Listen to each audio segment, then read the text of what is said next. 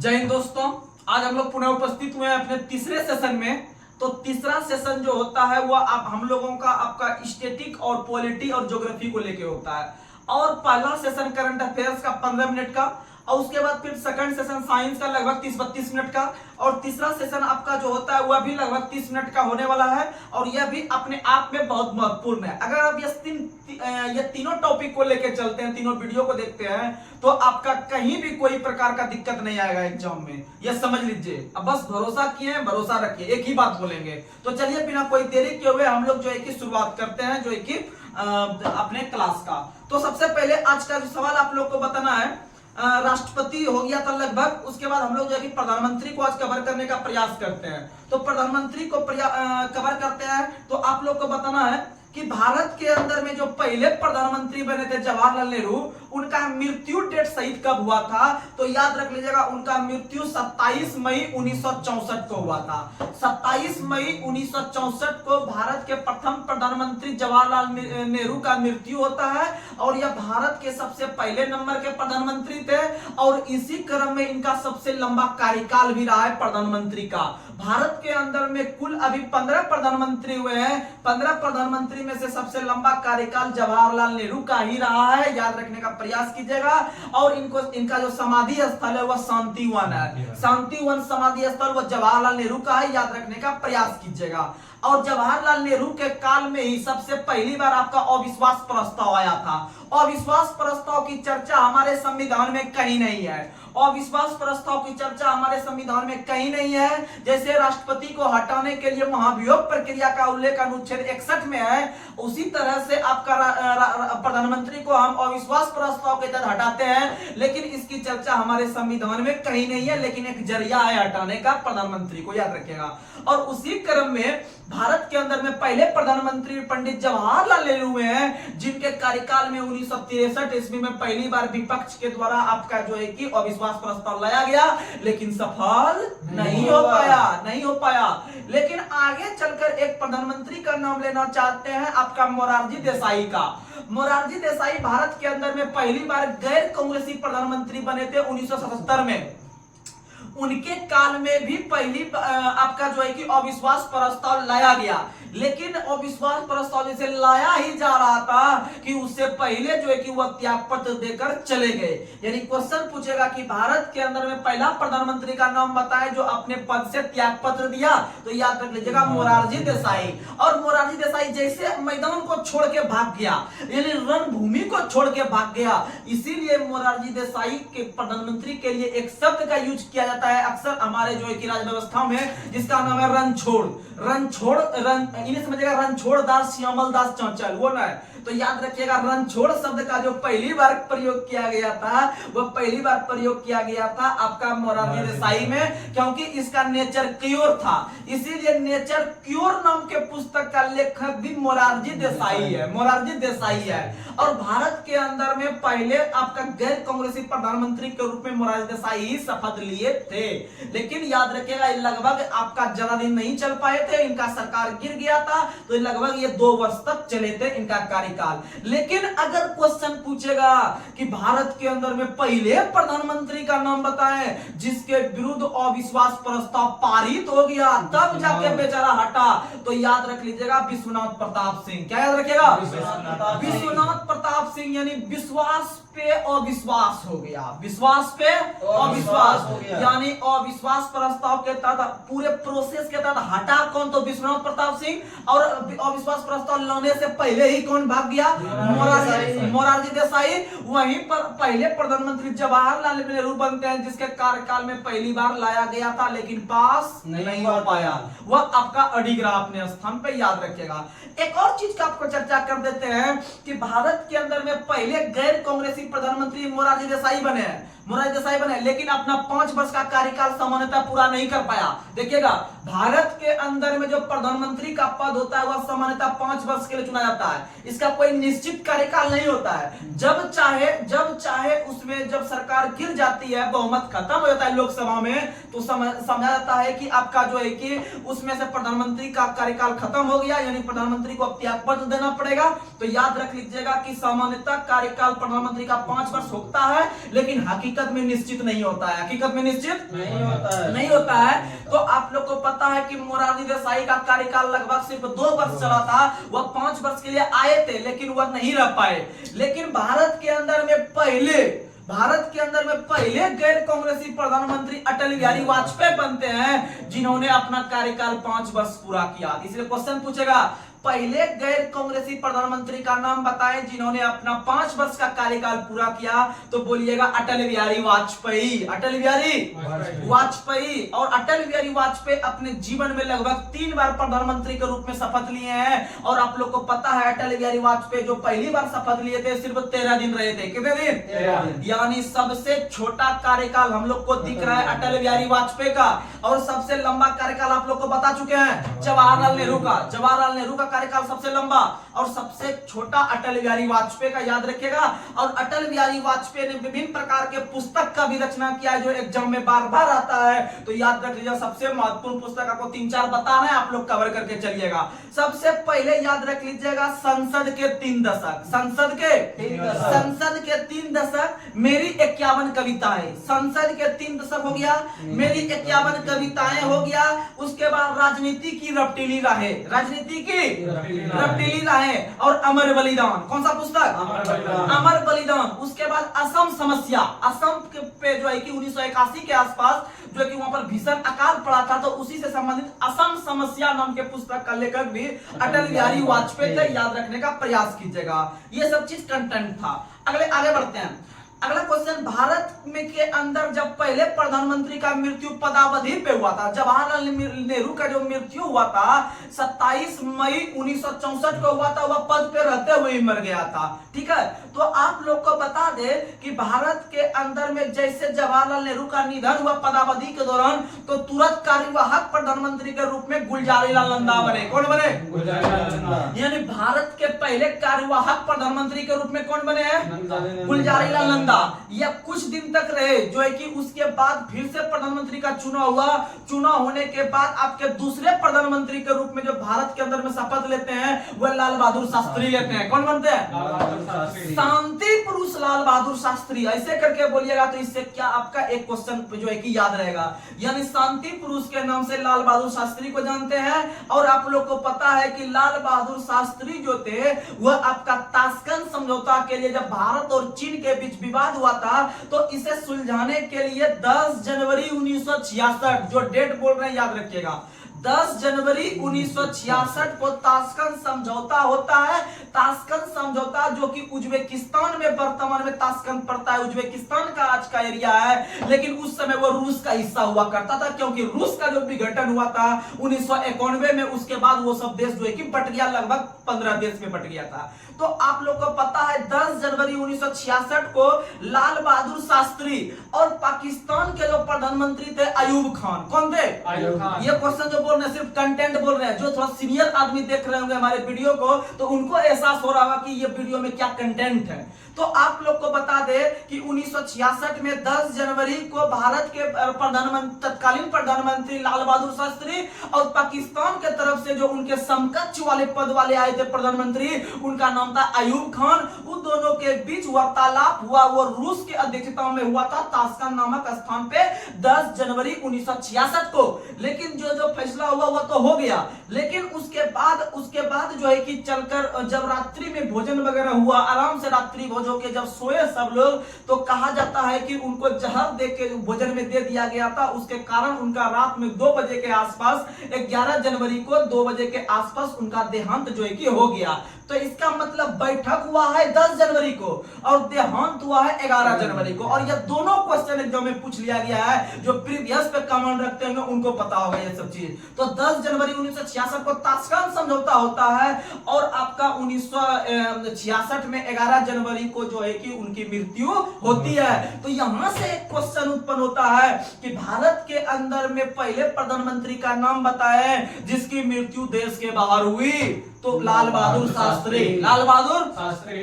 दूसरा क्वेश्चन बनता है क्या ये पदावधि के दौरान मरे थे कि नहीं मरे थे? हाँ। मरे थे। तो इसका मतलब पहला मरने वाले पदावधि के दौरान जवाहरलाल नेहरू, दूसरे बने लाल बहादुर शास्त्री, इसी तरह से आपके इंदिरा गांधी भी बनेंगे। कौन बनेंगे? इंदिरा गांधी की हत्या उनके बॉडीगार्ड जसवंत सिंह के द्वारा जो किया गया था, जो डेट बोल रहे हैं याद रख लीजिएगा, 31 अक्टूबर। 31 अक्टूबर जिस दिन हम लोग एकता दिवस मनाते हैं, जिस दिन सरदार पटेल की जयंती मनाते हैं एकता दिवस के रूप में, तो 31 अक्टूबर 1984 को 31 अक्टूबर 1984 को आपको इंदिरा गांधी की हत्या कर दी जाती है। तो यहीं तक आपको हम ब्रेक करने का प्रयास कर रहे हैं, क्योंकि आप लोग को पता है कि ये ब्रेक का मतलब ये सेशन को समाप्त नहीं कर रहे हैं। ब्रेक का मतलब आपको तीन ही ऐसे प्रधानमंत्री हुए हैं भारत की अर्थव्यवस्था में, या भारत के राजनीति में, या भारत इतिहास में, जो कि आपका अपने पदावधि के दौरान मरे हैं। लेकिन बहुत सारे छात्र के माइंड में चलता होगा, अच्छा तीनों को राजीव गांधी की हवम चल गया था, हाँ तो हाउ हवेम चल गया था। तो आप लोग को बता दे, राजीव गांधी जो है पदावधि के दौरान नहीं मरे थे, वो चुनाव प्रसार को जो आपके कर रहे थे। आपका तमिलनाडु का चेन्नई के आसपास का एक क्षेत्र था, एक शहर था श्रीपेरुम्बदूर नामक स्थान पर लिट्टे के द्वारा जो कि लिट्टे एक आपका आतंकवादी संगठन था आपका श्रीलंका और तमिलनाडु बहुल क्षेत्र का, तो लिट्टे के द्वारा ही उनकी हत्या आपका बम विस्फोट के माध्यम से कर दिया गया था। तो वह 1991 में किया था और उनका कार्यकाल 89 में ही खत्म हो गया था, क्योंकि इंदिरा गांधी का जो हत्या हुआ था 1984 में, तो 84-5-79 के लिए जो 84-5-89 तक के लिए वो कार्यकाल पे बैठे थे, और 89 के बाद जो है कि वह कार्यकाल खत्म करके चुनाव प्रसार को जो है कि वह स्टार्ट कर रहे थे, तो उसी क्रम में उनकी हत्या कर दी गई। अर्थात आप अब बता सकते हैं आज के बाद कि भारत के अंदर में 3 ही ऐसे प्रधानमंत्री हुए जिनकी हत्या पदावधि के दौरान, हत्या नहीं मतलब मृत्यु पदावधि के दौरान हुई है, नहीं तो हत्या में जवाहरलाल नेहरू बेचारे कहां चल जाएंगे। आगे बढ़ते हैं। अगला क्वेश्चन आप लोग को बताना है, भारत के अंदर में अगर क्वेश्चन पूछे कि सबसे कम उम्र के प्रधानमंत्री बनने वाले कौन बने थे? राजीव गांधी। सबसे कम उम्र के प्रधानमंत्री राजीव गांधी बने हैं, लगभग 39 साल में बन गए थे। लेकिन भारत के अंदर में जब मेरा माइंड में अच्छा प्रधानमंत्री तो बता दिए सबसे कम उम्र, तो माइंड में तुरंत देखा सबसे अधिक उम्र में प्रधानमंत्री क्या बना था? तो मोरारजी देसाई बने थे। कौन बने थे? मोरारजी देसाई बने थे। लगभग 82 वर्ष इनका एज था। तो यह एज में जो है कि वह जाके प्रधानमंत्री बने थे, क्योंकि प्रधानमंत्री बनने के लिए कोई अधिकतम सीमा नहीं होता है, वो चाहे 100 वर्ष भी है। अगर आपका 60 साल 65 साल रहता तो मोदी जी कभी रिटायर कर गए रहते। तो इसका मतलब है कि आप लोग को अगर पूछे सबसे कम उम्र के प्रधानमंत्री तो राजीव गांधी, क्योंकि वो वीर भूमि उनका समाधि स्थल था, और सबसे ज्यादा उम्र में मोरारजी देसाई। लेकिन आप लोग को ये दोनों कंटेंट तो दे दिए प्रधानमंत्री के रूप में, लेकिन यही क्वेश्चन को उठा के हम राष्ट्रपति के पास लेके चलते हैं कि भारत के इतिहास में सबसे अधिक उम्र में राष्ट्रपति कौन बने थे, ये सबसे बुजुर्ग राष्ट्रपति कौन बने थे? तो नीलम संजीव रेड्डी बने थे। कौन बने थे? हाँ वही नीलम संजीव रेड्डी, जो कि भारत के अंदर में पहले निर्विरोध राष्ट्रपति बने थे। याद रखने का प्रयास कीजिएगा। और निर्विरोध राष्ट्रपति नीलम संजीव रेड्डी बने थे, और निर्दलीय राष्ट्रपति बीबी गिरी याद रखने का प्रयास कीजिएगा। वहीं सबसे कम उम्र में जो राष्ट्रपति बने हैं वह वर्तमान समय में जो चल रहे हैं वही सबसे कम उम्र के बने हैं, द्रौपदी मुर्मू। इनका जन्म 1958 में हुआ था, यह याद रखने का प्रयास कीजिएगा। सबसे कम उम्र में आपके वर्तमान वाले हैं, और सबसे अधिक उम्र में आपके जो है वह नीलम संजीव रेड्डी हैं। आगे बढ़ते हैं। अगला क्वेश्चन आप लोग को बताना है, कितने प्रधानमंत्री, देखिएगा भारत के अंदर में जो प्रधानमंत्री बनते हैं वह आपके जो है कि लगभग लोकसभा से बने हैं। किससे बने? लोकसभा से बनते हैं। लोकसभा के बहुमत दल के नेता को प्रधानमंत्री कहते हैं। लोकसभा के बहुमत दल के नेता को प्रधानमंत्री बनते हैं, क्योंकि जब तक लोकसभा में उसे बहुमत साबित रहता है तब तक प्रधानमंत्री के रूप में काम कर सकता है। यानी जिस दिन लोकसभा में उसका जो है कि बहुमत खत्म हो जाएगा, प्रधानमंत्री सट से गिर जाएगा। तो याद रख लीजिएगा कि भारत के अंदर में 4 ऐसे प्रधानमंत्री हुए हैं जो राज्यसभा से बने हैं। किससे बने? राज्यसभा से। तो याद रख लीजिएगा, एक ट्रिक इंदे गुम, ई अंसुअर 2 1 इंदे गुम, तो याद रख लीजिएगा, ई से इंदिरा गांधी, और 2 से देवगौड़ा, और उसके बाद फिर इंदे हो गया, गु से आईके गुजराल, और उसके बाद मो से मनमोहन सिंह। मो से ये 4 ऐसे प्रधानमंत्री हुए हैं जो कि आपके जो है कि राज्यसभा से बने हैं, और सब जो बने हैं वो आपके लोकसभा से बने हैं। लेकिन यहां पर भी आपको रोकने का प्रयास करेंगे कि सब हम लोकसभा में नहीं दे देंगे, इतना भी कच्चा खिलाड़ी नहीं है। इसलिए तो बहुत बच्चा सोचेगा कि अरे यार ये तो फंस गया मास्टर। लेकिन आप लोग को बता देते हैं कि उसमें से भी एक प्रधानमंत्री ऐसे थे जो विधानसभा से जो बने थे। किसे बने थे? विधानसभा। आप लोग एसडी देवगौड़ा का नाम सुने होंगे, एसडी देवगौड़ा का नाम सुने होंगे। एसडी देवगौड़ा जो थे वो आपके जो है कि विधानसभा से बने थे। किसे बने थे? विधानसभा से बने थे। याद रखने का प्रयास कीजिएगा। तो चलिए हम लोग अगला क्वेश्चन पे चलते हैं। तो आप लोग को जैसा हम लोग बताए कि भारत के अंदर में 4 प्रधानमंत्री आपके इंदिरा गांधी, देवगौड़ा साहब, उसके बाद आईके गुजराल साहब, फिर मनमोहन साहब, ये 4 वो ऐसे प्रधानमंत्री हुए हैं जो कि आपके राज्यसभा सदस्य से बने हैं प्रधानमंत्री। लेकिन इसमें से जो आप देवगौड़ा पे अगर नजर डालते हैं तो एचडी देवगौड़ा एकमात्र ऐसे प्रधानमंत्री हुए हैं जो प्रधानमंत्री का पद ग्रहण करने के समय जो एक विधानसभा के सदस्य थे, विधानसभा के सदस्य, याद रखेगा। लेकिन आप लोग को बता दे कि ऐसा भी कंडीशन है भारत के अंदर कि देखिएगा कि अगर सामान्यतः कहा जाता है अगर कोई व्यक्ति प्रधानमंत्री बनता है तो या तो उसे लोकसभा का सदस्य होना चाहिए या तो उसे राज्यसभा का सदस्य होना चाहिए, यानी संसद के किसी भी सदन में से एक सदन का सदस्य उसे होना आवश्यक होता है। अगर हमारा संविधान कहता है अगर नहीं भी है तो भी हम मैनेज कर लेंगे, तो उसे बना देंगे प्रधानमंत्री। मान लीजिए हम ना तो लोकसभा से है ना तो राज्यसभा से है, लेकिन जो नवनिर्मित लोकसभा और राज्यसभा है वह हम लोग को बोलेगा, हमें आके बोलेगा कि आप जो है कि प्रधानमंत्री बन जाइए, तो हम प्रधानमंत्री बन सकते हैं। यानी कहने का मतलब वैसा व्यक्ति भी प्रधानमंत्री बन सकता है जो ना तो लोकसभा का सदस्य है ना ही राज्यसभा का सदस्य है, यानी उसे कहीं से कोई मतलब नहीं है। हम ऐसे प्रधानमंत्री बन सकते हैं, लेकिन एक कंडीशन है कि हमें 6 महीना के अंदर हमें या तो लोकसभा से या तो राज्यसभा से कहीं से अपना सीट को जुगाड़ करके जो है कि जितना होगा या आपका मनोनयन के फलस्वरूप हमको वहां पर जो है कि बैठना होगा। यानी कहीं ना कहीं अस्तित्व हमको लाना पड़ेगा 6 महीना के अंदर में। अगर शुरुआती दौर में नहीं है कहीं से जो है कि बनने का क्षमता, तो हम प्रधानमंत्री बन सकते हैं, लेकिन 6 महीना के अंदर हमें साबित करना होगा बहुमत। आगे बढ़ते हैं। अगला क्वेश्चन आप लोग को बताना है। अगला क्वेश्चन आप लोग बताइए, एकमात्र प्रधानमंत्री जो कभी भी लोकसभा में उपस्थित नहीं हुए, तो आप लोग याद कर लेते हैं चौधरी चरण सिंह। सही बात है, याद कर लेते होंगे, लेकिन आपको जो इससे याद नहीं होता होगा, आप लोगों के लिए हम हैं जिसे याद नहीं होता होगा, आप लोग को हम जुगाड़ देते हैं। यानी जब वह लोकसभा में उपस्थित नहीं हुआ, अर्थात लोकसभा में अपना वो चरण नहीं रखा, चरण यानी पैर नहीं रखा, तो याद रख लीजिएगा जो उपस्थित नहीं हुआ इसका मतलब वो चरण नहीं रखा अपना कभी हुआ, और चरण नहीं रखा चौधरी चरण ने। किसने नहीं रखा? चौधरी चरण सिंह, जिसे हाल ही में आपके भारत रत्न से सम्मानित किया गया। और यही चौधरी चरण सिंह जो है कि आपके उत्तर प्रदेश के पहले मुख्यमंत्री भी रह चुके थे, याद रखिएगा। और उत्तर प्रदेश के मुख्यमंत्री रहने के बाद वो भारत के प्रधानमंत्री बने हैं, याद रखने का प्रयास कीजिएगा। और और चौधरी चरण सिंह जो हवाई अड्डा है वह आपका जो है वह लखनऊ में है। चौधरी चरण सिंह जो हवाई अड्डा है वह लखनऊ में है, और आपका जो लाल बहादुर शास्त्री हवाई अड्डा है वह आपका वाराणसी में है, वह वाराणसी में, याद रखिएगा। और हाल ही में जो अयोध्या में किया गया आपका नया हवाई अड्डा का उद्घाटन, उसका नाम है महर्षि वाल्मीकि। क्योंकि आप लोग को पता होगा अयोध्या जो है वह राम भगवान के लिए प्रसिद्ध है, अर्थात रामायण के लिए प्रसिद्ध है, और रामायण के जो रचयिता थे वह वाल्मीकि साहब थे। कौन थे? वाल्मीकि साहब थे। इसीलिए महर्षि वाल्मीकि के नाम पर वहां पर एक हवाई अड्डा का उद्घाटन किया गया। और आप लोग को पता होगा अलीगढ़ और नोएडा के आसपास एक हवाई अड्डा है जो मोदी ने कुछ दिन पहले उद्घाटन किया था, जिसका नाम है जेवर हवाई अड्डा। जेवर हवाई अड्डा नोएडा और अलीगढ़ के पास है, जेवर हवाई अड्डा, वही अलीगढ़ जो कि ताला नगरी कहलाता है, आगे बढ़ते हैं। अगला क्वेश्चन आप लोग को बताना है, भारत में किस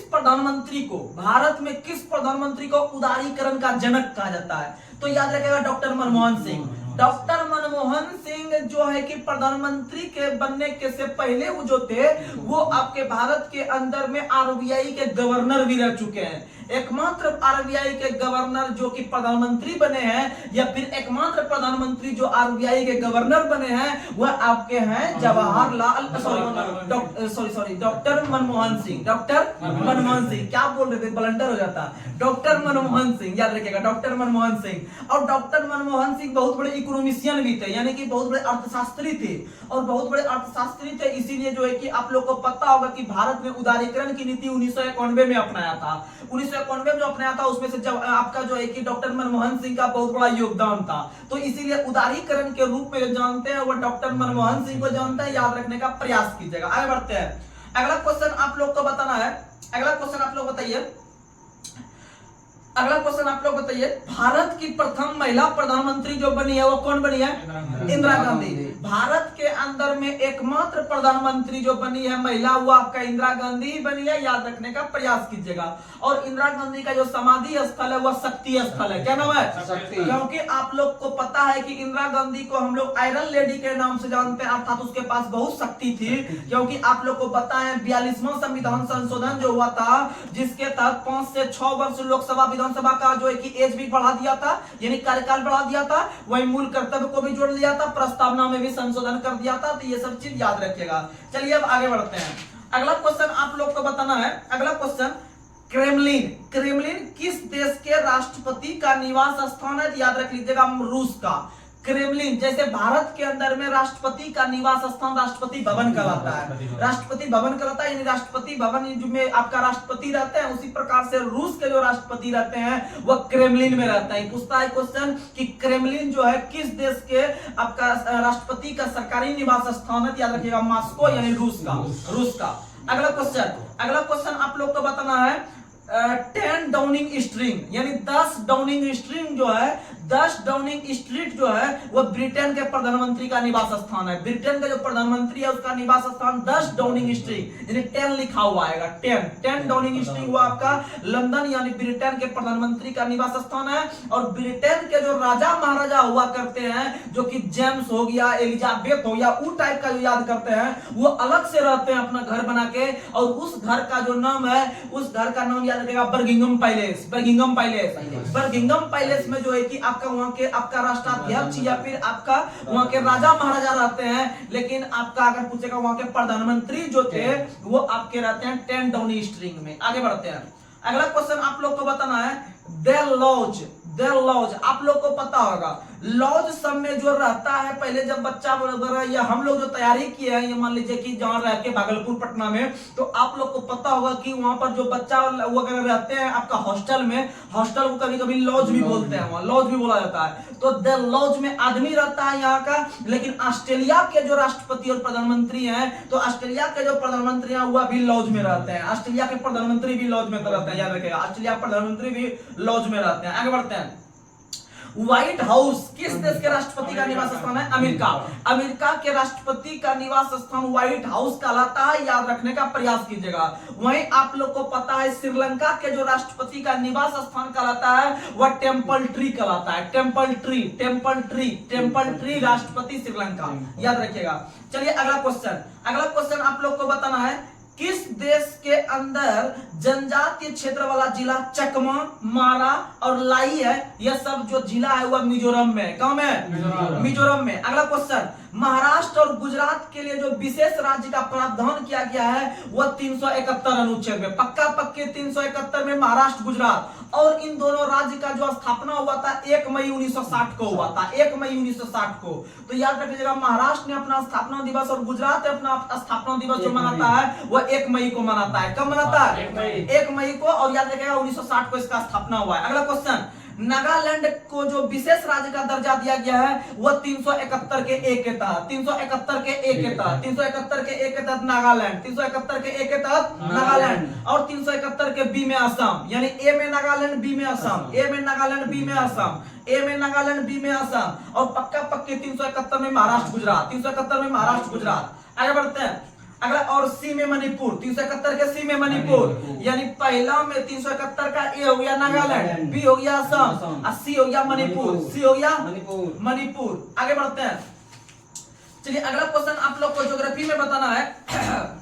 मृदा से संबंधित जो भी महत्वपूर्ण क्वेश्चन है हम लोग लेने का प्रयास करते हैं। मृदा भारत के अंदर में जो पता होगा आप लोग को और पूरे विश्व में पता होगा कि मृदा आम आदमी के लिए बहुत महत्वपूर्ण है। मिट्टी बहुत महत्वपूर्ण है। अगर मिट्टी नहीं रहेगा तो शायद हम लोग जीवित नहीं रह सकते हैं, क्योंकि प्रकृति ने या देवता ने या भगवान ने या ईश्वर ने हम लोग के लिए जो है कि बढ़िया चीज दिया है मिट्टी, क्योंकि मिट्टी जो है वह विभिन्न प्रकार के फसल का उत्पादन करता है और उस फसल को खाकर या उसे हम लोग यूज करके दैनिक जीवन में हम लोग जीवन यापन करते हैं, ये चीज होता है। अर्थात मिट्टी का, क्योंकि आप लोग को पता होगा प्राचीन भारत में या प्राचीन इतिहास में आपको मिट्टी को जो है कि उर्वरता की देवी मानकर उसे पूजा की जाती थी। उर्वरता की देवी मानकर जो है कि धरती माता की पूजा की जाती थी। इसका मतलब समझ सकते हैं कितना महत्वपूर्ण है हमारे लिए धरती। तो आप सोच के देखिए, अगर आपसे जो है कि मिट्टी हटा दिया जाए, मिट्टी हटा दिया जाए, क्या फसल वहां पर आप बो पाइएगा? नहीं बो पाइएगा, यानी जीवित नहीं रह पाएगा आदमी।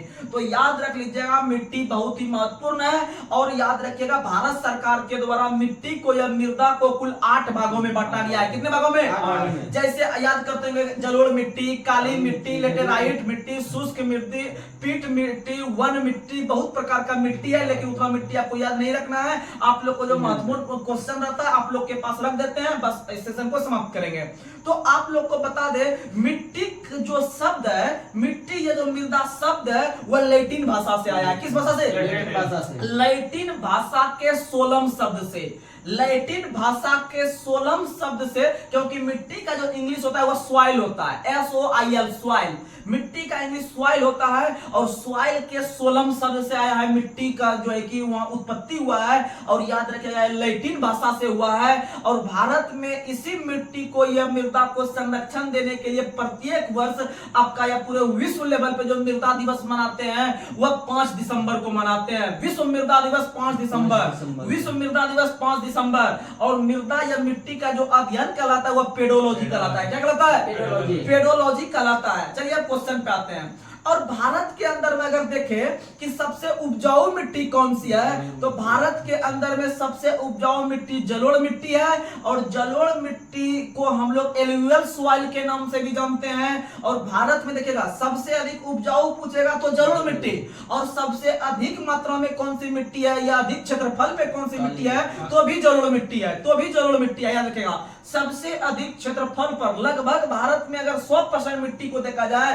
तो 100% में से 46%, 46% क्षेत्रफल पर आपका जलोढ़ मिट्टी है। और जलोढ़ मिट्टी जो है भारत में सबसे अधिक उपजाऊ मिट्टी है, क्योंकि आप लोग को पता होगा कि भारत के अंदर में जो जलोढ़ मिट्टी का जो बनता है, जलोढ़ मिट्टी जो बनने का जो कारण है, जैसे आप लोग देखते हैं गंगा दियारा का जो क्षेत्र है, गंगा का जो क्षेत्र है, उत्तर प्रदेश बिहार वगैरह का जो इलाका है वह जो है कि अपने आप में बहुत सुखी संपन्न इलाका है, यानी कि आपका जो है कि अन्न के उत्पादन के दृष्टिकोण से। क्योंकि गंगा नदी जो है वह बार बार उफान लाती है अपने आप में, और बार बार बाढ़ जो है कि आने का काम होता है। तो इसका मतलब है कि गंगा नदी जो बार बार सालों भर में लगभग 2 बार उफान मारती है, वो दोनों या एक बार में जो अपने साथ विभिन्न प्रकार के मिट्टी को लाके एकदम तोड़ फोड़ के लाके मृदा अपरदन करके जो है कि एक जगह लाके सब पूरा एकदम फेंक देता है। यानी नया टाइप का मिट्टी साले साल वो बनाते रहती है, बनाते रहती है। तो यानी साल ब साल जो वो नया नया मिट्टी लाती है और उस पर क्या करते हैं किसान जाके बिना कोई चीज का उस पर खाद वगैरह कुछ बिना यूज किए हुए ही फसल जाके रोप देता है, और फसल जो है कि बहुत तगड़ा फसल होता है। तो इसका मतलब उर्वरता के दृष्टि से सबसे जो महत्वपूर्ण मिट्टी है वह जलोढ़ मिट्टी है। और जलोढ़ मिट्टी का विस्तार सबसे अधिक गंगा दियारा क्षेत्र, उत्तर प्रदेश के आसपास और बिहार के आसपास का क्षेत्र कहलाता है। और याद रखिएगा जलोढ़ मिट्टी का विस्तार भारत में सबसे अधिक 46%। कितना परसेंट? 40%। और जलोढ़ मिट्टी जो होती है वो 2 प्रकार की होती है। कितने प्रकार की? क्वेश्चन जहां से उठता है आपके पास, हम कंटेंट को सिर्फ दे रहे हैं। तो जलोढ़ मिट्टी जो होता है वो 2 प्रकार का होता है। आप समझ लीजिए, मान लीजिए कि अभी मार्च महीना चल रहा है, मान लीजिए सपोज दैट मार्च महीना में गंगा नदी आई, गंगा नदी आके वो विभिन्न प्रकार के मिट्टी का निर्माण कर दी जलोढ़ मिट्टी का, और वह जो है कि साल भर उस मिट्टी पे जो है कि उस पे रोपने का काम करेगा या बोने का काम करेगा किसान। और साल भर के बाद फिर दोबारा जो है कि उस पर नया मिट्टी आ जाएगा। कहने का मतलब है कि मान लीजिए मार्च महीना में आया बाढ़, मार्च महीना में ये गंगा नदी नई नई मिट्टी लाई, इस मिट्टी पे को यूज करते करते करते जब एक साल बीत जाता है तो वह पुरानी मिट्टी हो जाता है। अर्थात एक नई जलोढ़ मिट्टी पहले आया और यह पुरानी में कन्वर्ट हो गया। तो इसका मतलब जलोढ़ मिट्टी दो प्रकार का होता है, एक पुरानी जलोढ़ मिट्टी, एक नई जलोढ़ मिट्टी। तो दोनों को अलग अलग नाम दिया गया है, जो एग्जाम में बार बार आता है कि भैया पुरानी जलोढ़ मिट्टी को क्या कहते हैं और नई जलोढ़ मिट्टी को क्या कहते हैं। आपके पास एक हम ट्रिक दे रहे हैं, आप इस ट्रिक को लेके जाइए और कहीं भी जाके जो है कि आप जो है कि उसे आजमा सकते हैं, आपसे क्वेश्चन बनेगा। तो आप लोग को बता दे एक ट्रिक याद रखिएगा, बाप बाप वाक्या बाप यानी बो से बंगड़ बना लीजिएगा। क्या बना लीजिएगा? बंगड़। यानी याद रख लीजिएगा बो से बंगड़, यानी बो से बंगड़ बना लीजिएगा। बो में के बाद वहां मेरा पो बच गया, पो से पुरानी बना लीजिएगा। यानी पुरानी जलोढ़ मिट्टी को बंगड़ कहते हैं। क्या कहते हैं? बंगड़ कहते हैं। जब पुरानी वाला मेरा बंगड़ ले लिया तो नई वाला खादर लेगा, नई वाला खादर लेगा, नई वाला खादर लेगा। इसलिए आपको एक चीज याद करके चलना है, एक चीज अपने आप क्लियर हो जाएगा। यानी पुरानी जलोढ़ मिट्टी बंगड़, नई जलोढ़ मिट्टी खादर। और इसका सबसे अधिक विस्तार जो होता है वह आपका गंगा दियारा क्षेत्र में देखने के लिए मिलता है। वहीं पर अगर हम बात करते हैं आगे कि रेगुड़ मृदा को और किस नाम से जानते हैं, तो याद रखिएगा काली मिट्टी, यानी काली कपासी या रेगुड़ मिट्टी। बोलने का तरीका ये होता है स्टूडेंट का, क्योंकि 10th में जो पढ़े होंगे ज्योग्राफी, वहां से उसका माइंडसेट हो गया होगा काली कपासी या रेगुड़ मिट्टी। यानी जिस मिट्टी को काली मिट्टी कहते हैं उसी को कपासी मिट्टी भी कहते हैं, उसी को रेगुड़ मिट्टी भी कहते हैं। और उसमें से आपको कपास को देखने के लिए मिल रहा है इस नाम में। तो काली मिट्टी या रेगुड़ मिट्टी कपास के उत्पादन के लिए बहुत ही प्रसिद्ध प्राप्त है, क्योंकि कपास के उत्पादन जो होता है आपका महाराष्ट्र गुजरात में, सबसे अधिक कपास का उत्पादन गुजरात में होती है, क्योंकि वहां काली मिट्टी का विस्तार बहुत मात्रा में पाया जाता है। तो काली मिट्टी का विस्तार होने के कारण जो है कि कपास का उत्पादन सबसे अधिक गुजरात करती है। कौन करती है? गुजरात। और कपास जो प्राप्त होता है वह बीज से, किससे? बीज से। बीज से प्राप्त होता है कपास। और कपास को सफेद सोना के नाम से जानते हैं, सफेद सोना, सफेद सोना के नाम से कपास। और वही हम अगर लगले हाथ अगर बात कर ले हम आपका हरा सोना, तो हरा सोना चाय को, हरा सोना चाय को। और चाय से भी मिट्टी से संबंधित क्वेश्चन आता है कि चाय जो भैया होता है वह कौन सा मिट्टी में सबसे अधिक होता है, तो चाय का उत्पादन जो होता है वह सबसे अधिक लेटेराइट मिट्टी में होती है। और लेटेराइट मिट्टी का विस्तार आपका असम में भी है, क्योंकि असम जो है कि चाय का सबसे अधिक उत्पादन करती है। और आप लोग को बता दे भारत में पहली बार जो चाय का जो बगान लगाया गया था वह अंग्रेज के द्वारा लगाया गया था 1834 में। 1834 ईस्वी में पहली बार लॉर्ड विलियम बेंटिंग के द्वारा ही लाया गया था विदेश से चाय, और चाय को लगाया पहली बार असम के क्षेत्र में। और वहीं से जो है कि चाय का जो है कि व्यापार शुरू हुआ, और चाय को हरा सोना के नाम से जानते हैं। और विश्व चाय दिवस प्रत्येक वर्ष 15 दिसंबर को, 15 दिसंबर को विश्व चाय दिवस, यहां तक याद रखने का प्रयास कीजिएगा। चलिए 2-4 क्वेश्चन और ले लेते हैं जल्दी से। आप लोग को बताना है सबसे अधिक छात्र, आप लोग देखिए और थोड़ा सा कंटेंट देते हैं। जैसे आप लोग को पता होगा पीएच स्केल के बारे में नाम सुने होंगे। पीएच स्केल जो होता है वह आपका जो है कि विभिन्न प्रकार का जो है कि उसका रंग दिखाने का प्रयास करता है। जैसे अगर किसी वस्तु का पीएच मान 7 से कम है तो उसको अम्ल बना देता है, और 7 के बराबर है उसको उदासीन बना देता है, और 7 से अधिक उसको क्षारीय बना देता है। तो उसी तरह से मिट्टी को भी 3 प्रकार के जो है कि पीएच के आधार पर ही बांटा गया है। ऐसे तो आपका 8 प्रकार का भारत सरकार बांटती है, लेकिन पीएच स्केल के आधार पर, उसके प्रकृति के आधार पर मिट्टी को 3 भागों में बांटा गया है। एक जो बांटा गया है अम्ल मिट्टी, एक बांटा गया है क्षार मिट्टी, एक बांटा गया है उदासीन मिट्टी। तो आप लोग को बता दे भैया सबसे अच्छा क्वालिटी वाला मिट्टी कौन है, ये बता दीजिए ना, याद कर लेंगे। तो आप लोग को बता दे जिसका पीएच मान 6 से 7 के बीच है, जिस भी मिट्टी का पीएच मान 6 और 7 के बीच में आता है वह वैज्ञानिक ने कहता है कि सबसे अच्छा मिट्टी यही है, ये ऑलराउंडर मिट्टी है। इसमें चाहे जो फसल लगा लो आप लगा सकते हैं, आप इसका यूज कर सकते हैं। क्योंकि देखते हैं उत्तर प्रदेश का जो इलाका है, उत्तर प्रदेश का जो इलाका है वह कोई भी फसल के लिए ऑलराउंडर है। वहां गन्ना लगा दीजिए, गन्ना हो जाएगा, वहां पर कुछ भी लगा दीजिए, गेहूं लगा दीजिए, चना लगा दीजिए, कुछ भी हो जाएगा वहां पर, आपको मक्का वगैरह सब हो जाएगा अधिक से अधिक मात्रा में। याद रखने का प्रयास कीजिएगा। चलिए आगे बढ़ते हैं। अगर आपसे क्वेश्चन पूछे कि भारत में सबसे अधिक क्षारीय मृदा जो है किस राज्य में है, यूपी में। सबसे अधिक क्षारीय मृदा यूपी में है। सबसे अधिक क्षारीय मृदा कहाँ है? यूपी में है, याद रखिएगा। अगला क्वेश्चन आप लोग को बताना है। अगला क्वेश्चन, भारत की मृदाओं में से किस प्रकार, भारत के मिट्टी में से किस सूक्ष्म तत्व की सर्वाधिक कमी पाई जाती है? जस्ता की सर्वाधिक कमी पाई जाती है, जस्ता की। और जस्ता को हम लोग शॉर्ट में कहते हैं जेडन, और जेडन का जो परमाणु संख्या होता है, जस्ता का जो परमाणु संख्या होता है वह 30 होता है। कितना होता है? 30 होता है, याद रखने का प्रयास कीजिएगा। जेडन का कितना होता है? 30 होता है, याद रखिएगा। 50 होता है। देखो जडंती सही है, जडंती सही है। टीन होता है 50, 50 होता है टीन का, 50 होता है टीन का। चलिए आगे बढ़ते हैं। अगला क्वेश्चन आप लोग को बताना है मरुस्थलीय मृदा। इसके बाद 2 क्वेश्चन पे बात करेंगे, इस क्वेश्चन को ब्रेक करेंगे सेशन को। तो ये एक क्वेश्चन बता देते हैं, मरुस्थलीय मृदा यानी कि जो आपका राजस्थान वगैरह में पाया जाता है, मरुस्थलीय इलाका में जो मृदा पाया जाता है उस पर हम लोग बात करते हैं। मरुस्थलीय मृदा में किस पोषक तत्व का अभाव होता है? नाइट्रोजन का। किसका अभाव होता है? नाइट्रोजन का अभाव होता है, याद रखने का प्रयास कीजिएगा। और नाइट्रोजन इस सभी प्रकार के पेड़ पौधे में सूक्ष्म तत्व के रूप में मौजूद होता है। और आप लोग को बता दे, कीटभक्षी पौधा का नाम सुने होंगे। कीटभक्षी पौधा जो कि अगर अपने पौधा पे बैठता है तो उसी कीट को पकड़ के खा लेता है। जैसे बटरबट का पौधा, बटरबट का पौधा जो होता है वह कीटभक्षी पौधा का उदाहरण है। उस पर जैसे कीट बैठा तो उसको पकड़ के खा लिया। तो याद रख लीजिएगा, जिस जगह पे या जिस मिट्टी में नाइट्रोजन की मात्रा वहां पर कम रहती है वहां पर ही कीटभक्षी पौधा उगा करते हैं। याद रखिएगा, यह भी क्वेश्चन आता है। जिस जगह पे नाइट्रोजन की मात्रा कम रहती है या न के बराबर रहती है वहां पर ही कीटभक्षी पौधा जो है कि अटैक करते हैं कीट पे और वहां पर अपना उगते हैं। यानी कीटभक्षी पौधा जो है वह नाइट्रोजन से डरते हैं। कीटभक्षी पौधा किससे डरते हैं? नाइट्रोजन से डरते हैं। और आपका सभी प्रकार के कीट जो डरते हैं वह कीटभक्षी पौधा से डरते हैं क्योंकि वह उसको अटैक करके खा लेता है। याद रखने का प्रयास कीजिएगा। उदाहरण बटरबट का पौधा, उदाहरण बटरबट का पौधा। अब हम सिर्फ 2 क्वेश्चन पे बात करने वाले हैं।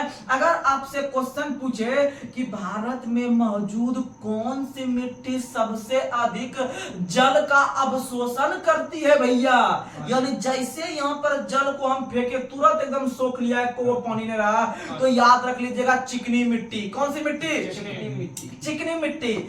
चिकनी मिट्टी जो होता है उस पर जैसे आप जल फेंकिएगा या जल को उस पर जो है कि ढालिएगा तो वह तुरंत उसे सोख लेगा, एक पानी बूंद नहीं ऊपर में दिखेगा। लेकिन याद रखिएगा कि सबसे अधिक जो अवशोषण करती है पानी का वो आपका चिकनी मिट्टी करती है। कौन करती है? लेकिन ऑप्शन में आपको बलुई मिट्टी भी दिखेगा। लेकिन दिमाग लोड क्या लेगा आदमी का, जानते हैं कि अरे यार बालू देते हैं तो सर से सूख जाता है, उलन मारेंगे सर। लेकिन अवशोषक का मतलब इन्हें समझिए, वो जो है कि समझिए अगर हम इतना वो मिट्टी लिए, उस मिट्टी में अगर घुल जाए पानी तो उस मिट्टी को हम कहेंगे सबसे अधिक अवशोषण कर रही है, अवशोषण कर रही है। लेकिन अगर हम इतना वो बालू लेते हैं, बालू में ऊपर से पानी आप दे दीजिए, डाल दीजिए, तो पानी भले नीचे घुस जाएगा लेकिन बालू को यह क्षमता नहीं है कि अपने आप में उसे घुसा ले, वो इधर से देगा इधर से निकल जाएगा बालू में। तो इसका मतलब यहीं से दूसरा क्वेश्चन आपको बता देते हैं कि सबसे कम जल धारण करने की क्षमता जो है वो बलुई मिट्टी में है। किस मिट्टी में? क्वेश्चन यहाँ पर बच्चा फंसता है, अक्सर मार देगा बालू कि भाई सबसे अधिक जल क्षमता बालू का है, धारण करेगा ना, वो क्षमता नहीं है, खाली खा भले लेता है एक पसेरी लेकिन वह निकाल देता है सट से।